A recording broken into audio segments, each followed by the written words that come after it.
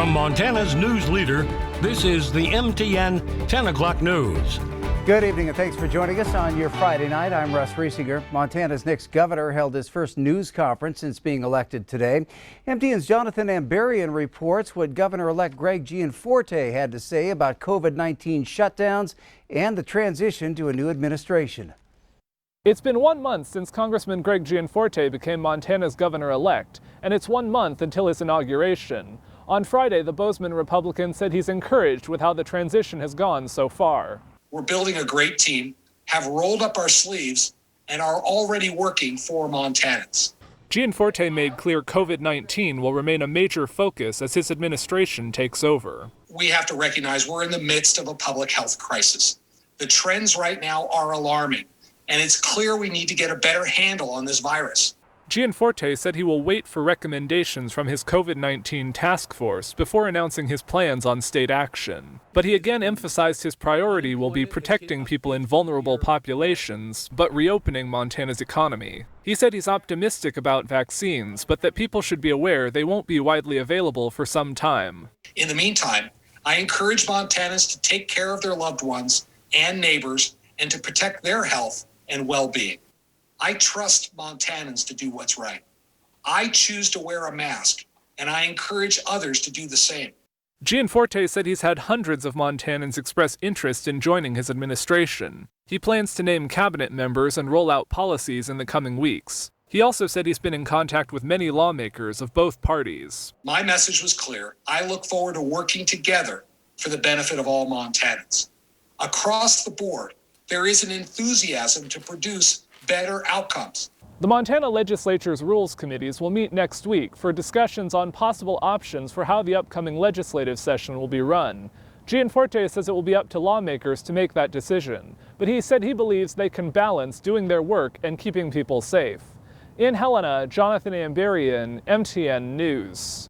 Well, Gianforte will still be representing Montana in the U.S. House for another month. He said today he expects a COVID relief package will reach the House floor before the end of the session, but he doesn't know what it will include.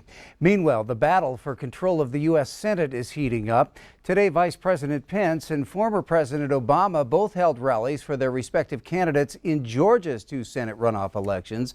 This as President-elect Joe Biden keeps his focus on the economy. CBS News' Skylar Henry has more from the White House. President-elect Joe Biden is calling the latest jobs report evidence of the worst economic and jobs crisis in modern U.S. history. Millions of people have lost their jobs or had their hours slashed. He called on Congress to pass an emergency spending bill as soon as possible. If we act now, we can begin to regain momentum and start to build back a better future. Majority Leader Mitch McConnell and House Speaker Nancy Pelosi have resumed negotiations for economic relief. We have to do it in a way that recognizes people need food on the table. They need to get their rent paid. They need money in their pockets. They need their unemployment insurance. Economists worry the recent surge in COVID-19 cases, hospitalizations, and deaths will make December's jobs report even worse. President-elect Joe Biden has announced he's asked Dr. Anthony Fauci to be his chief medical advisor and remain on the coronavirus task force.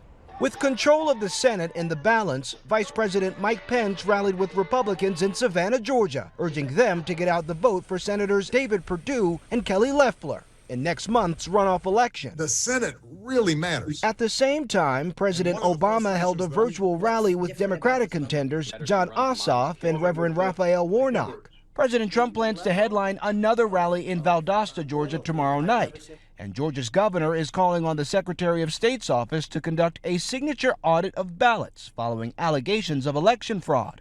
Results from the state's second recount found President-elect Biden had 900 fewer votes than the first recount, but that he still beat President Trump by about 12,000 votes. Skylar Henry, CBS News, Wilmington, Delaware. Well, Mr. Biden told CNN he'll call on all Americans to wear masks during his first 100 days of office. COVID-19 cases keep climbing here in Montana with more than 1,000 new positives reported today, as well as another 6 deaths due to COVID-19 related illness. MTN reports 762 total COVID-related deaths across the state. There are just under 16,000 active cases, nearly 67,000 total cases, and more than 51,000 Montanans have recovered from the virus.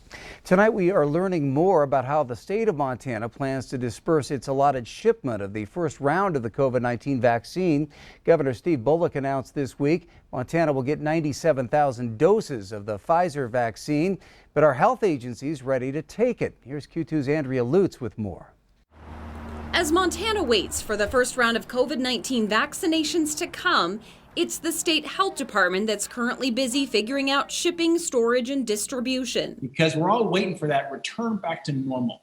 And we're going to end the pandemic when we have the vaccine. Montana's Republican Senator Steve Daines helped to secure $10 billion for Operation Warp Speed. We'll be ready when this vaccine's going to be ready. And we're hoping and praying that'll be probably the back half of December here for Montana. And where to get it? That's where the Department of Health and Human Services comes in. Currently, 90 providers have registered with the agency to disperse the vaccine, going to healthcare workers first and the elderly.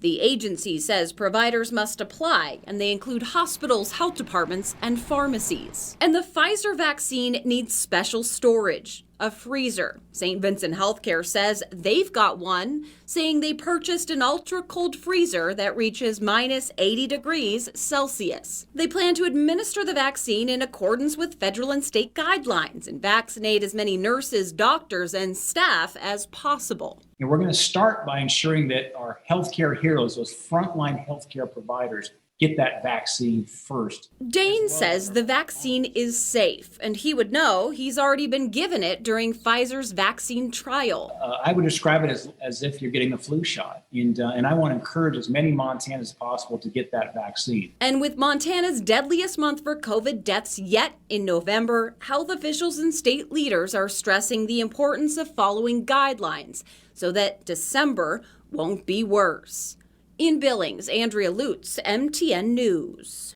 Thanks, Andrea. And Andrea did reach out to the Billings Clinic as well to see what their COVID-19 vaccine capabilities are. Officials there say they already have a cold storage freezer to house the Pfizer vaccine. Well, the House of Representatives passing for the first time today a bill that repeals a federal prohibition against marijuana. That bill also clears the way to forgive many marijuana convictions. Well, a number of states have legalized cannabis in recent years. It's still against the law at the federal level. Friday's vote in the House of Representatives is a major moment for supporters of marijuana legalization nationwide because currently under the Controlled Substances Act, marijuana is classified as a Schedule I drug at the federal level. For perspective, heroin is also classified as a Schedule I drug. Now, having marijuana illegal at the federal level restricts marijuana businesses from using banks, allows federal convictions to still occur, and prohibits the collection of federal taxes on cannabis.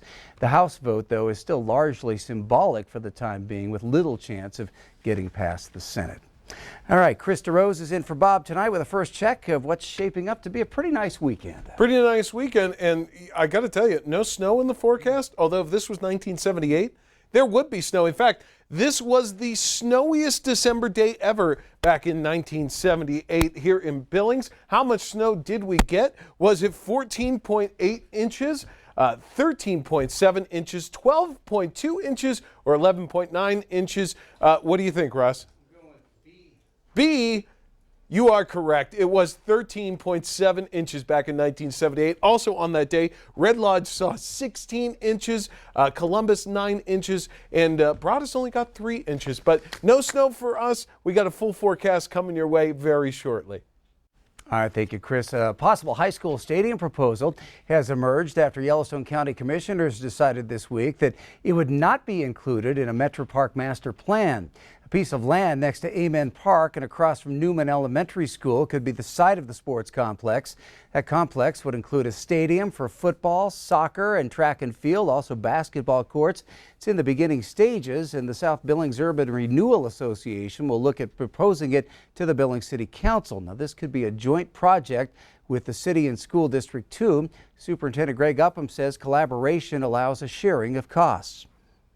Why pay for one project here and one project here if we could combine that, save the taxpayers money on the end? What we are considering is the viability of putting the stadium on the 10 acres plus the other city-owned property that is adjacent to Amen Park as a way to enhance the sports venues in the city and as an attraction for economic development in the city.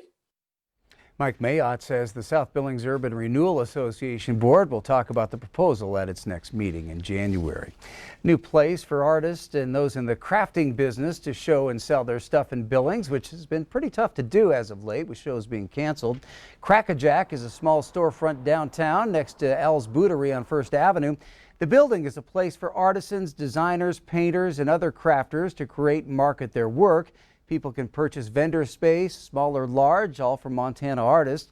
Crack-A-Jack will also feature a classroom in the rear of that room that people can rent for classes and activities. The inventory will be regularly circulated with new vendors and new art. Crack-A-Jack really just means it's a person who is skilled at a particular task. So the whole point of the store is to give anybody kind of a space to just kind of do their thing, create their craft. COVID really kind of ruined us for a little bit, canceled shows everywhere. And with this, it's so permanent that we're not going to go anywhere. They'll be holding their grand opening tomorrow, and to learn more about how this group is making it work in these uncertain times, be sure to watch the Q2 Weekend News.